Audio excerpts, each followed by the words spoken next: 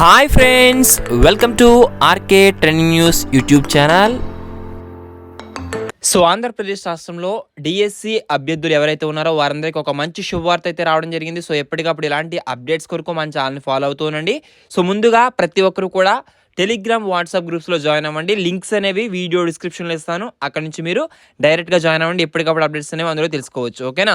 So అయితే ఇప్పుడే వచ్చిన సమాచారం మేరకు మనం చూసినట్లయితే కనుక ఆంధ్రప్రదేశ్ రాష్ట్రంలో మనకి డిఎస్సి అభ్యర్థులు దాదాపుగా 5 ఏళ్ల నిరీక్షణకు తెరపడినట్లుగా సమాచారం అయితే ఉంది. సో అది ఏంటి అనేది మనం చూసినట్లయితే కనుక వీడియో చూస్తున్న ప్రతి ఒక్కరు కూడా వీడియోని లైక్ చేయండి.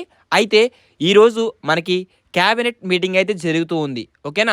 ఆ యొక్క క్యాబినెట్ మీటింగ్కి సంబంధించి మనం చూసినట్లయితే కనుక మనకి ఈ యొక్క డిఎస్సి ప్రకటన వస్తుందా లేదా అనేది మనం చూసినట్లయితే బిగ్ బ్రేకింగ్ న్యూస్ ఇప్పుడే వచ్చింది. మనకి దాదాపుగా 18,500 పోస్టులకు సంబంధించి డిఎస్సి ప్రకటన ఉన్నట్లు సమాచారం.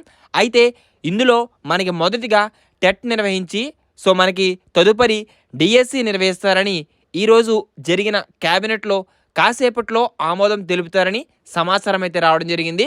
సో ఎప్పటికప్పుడు మీరు ఎలాంటి అప్డేట్స్ అనేవి తెలుసుకోవాలనుకుంటే మన ఛానల్ని ఫాలో అవుతూ ఉండండి. సో దీనికి సంబంధించి అఫీషియల్ అప్డేట్ వచ్చిన వెంటనే మీకు వాట్సాప్, టెలిగ్రామ్ గ్రూప్స్లో అందించడం జరుగుతుంది. సో ఎవరైతే డిఎస్సి అభ్యర్థులు ఉన్నారో వారందరూ కూడా మీరు తప్పనిసరిగా మన ఛానల్ని రెగ్యులర్గా విజిట్ చేస్తూ ఉండండి.